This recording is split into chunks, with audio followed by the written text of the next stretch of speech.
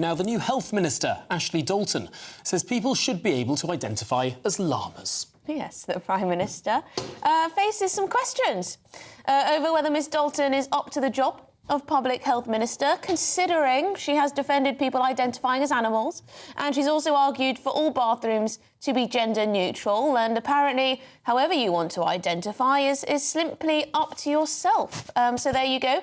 But Tom has left me for a moment because he's going to teach us a lesson about the difference between a llama and a Public Health Minister.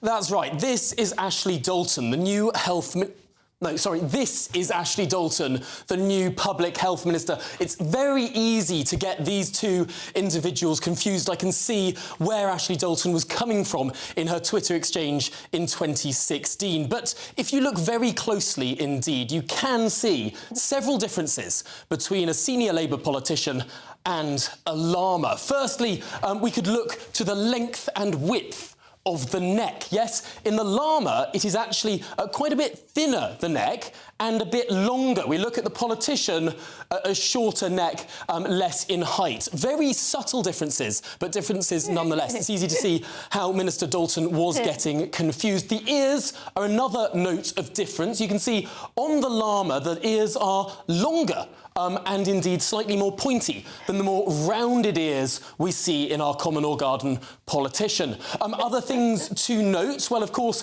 the llama, you can't quite see it in this picture. It's a little bit misleading, but it's actually longer. It's got a sort of longer body, front and hind legs, whereas, of course, the front legs on the politician act in a more opposable sort of way. No hooves, but hands and fingers. But there is one thing that I think might have been confusing our new Minister for Public Health. I wonder if we can get the next slide up here, because there is, of course, one individual who does identify as a llama as well as a deity, I think I'm right in saying. That is, of course, the Dalai Lama. Perhaps that's where our new Public Health Minister was getting confused.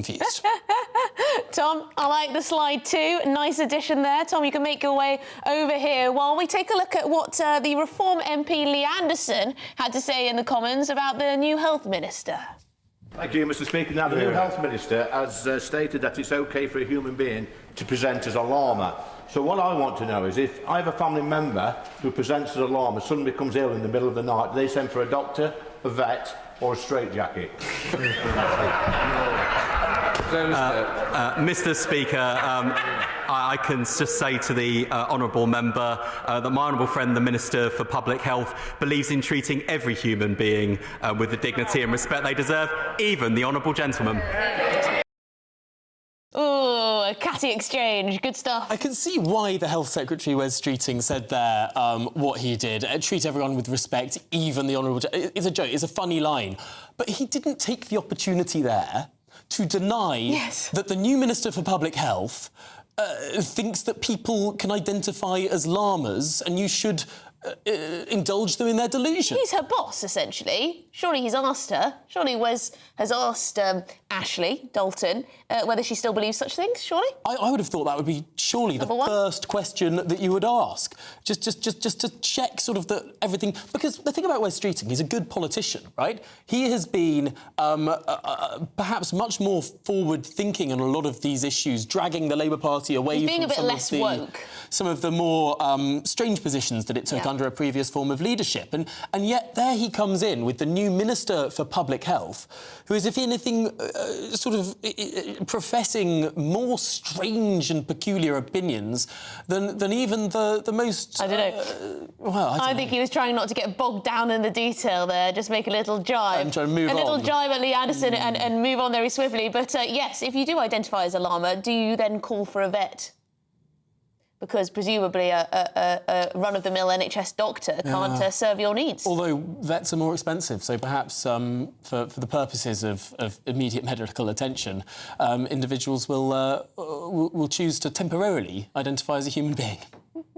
Well, shall we join a human being, at least I assume a human being, Labour councillor and activist Dominic Moffett. Dominic, thanks for being with us. First of all, do you think that people can identify as other species? Good afternoon, Tom and Emily. And yes, I absolutely believe, just as Ashley does, that anybody has the right to self-identify as they want. And that is a right that we across the Labour Party believe in. That's Seriously, why Dominic? Ashley's a fantastic appointment. Sorry, Seriously? are you actually being serious now? Of course I am, Tom. This is not a People bit. have got the right to identify as they want. As a llama. What Ashley was doing was she was using light-hearted humour to make a very serious point, which is that everybody has got the right to identify however they want. What, Dominic, seriously? I do wonder whether in 10 years' time you'll still believe this. Well, I firmly believe it now, and I think the Labour Party does too. Just because someone's got the right to identify as a llama doesn't mean they actually do identify as a llama.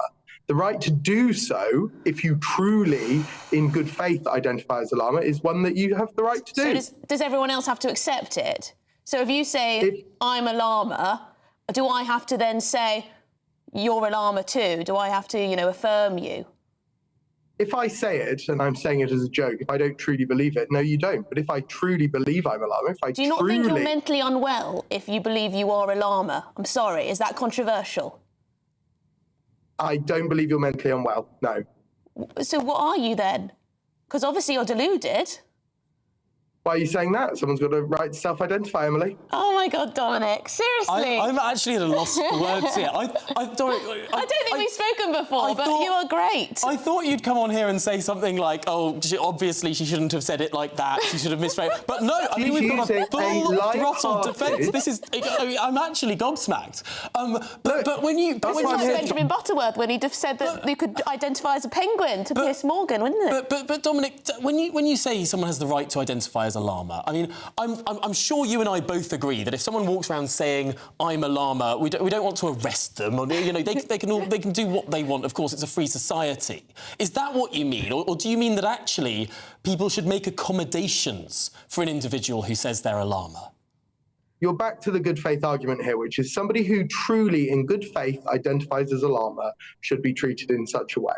But people who make these points don't tend to. So we should take them to the vet if they get hurt. We should feed them grass or whatever llamas like to eat. But whether someone identifies as a llama or not doesn't actually mean they have doesn't stop them having a human body, though, does it? So no.